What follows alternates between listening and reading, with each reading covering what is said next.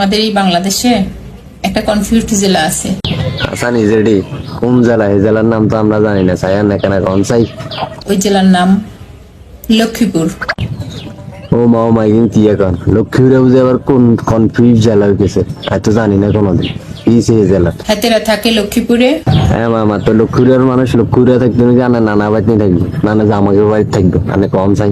বিভাগ আবার চিটাগাং। হাতেরা পরীক্ষা দেয় কুমিল্লা। হ্যাঁ আম্মা, হরিকে কুমিল্লা দিত না, কোনায় দিবে বাবুরে হরিকে কোনায় দিত, আমরা কই দেন না, আমরা নতুন করে এখন বোর্ড খুলি দেন না হরিকের, আমরা ইয়ে না যায় হরিকা দেব।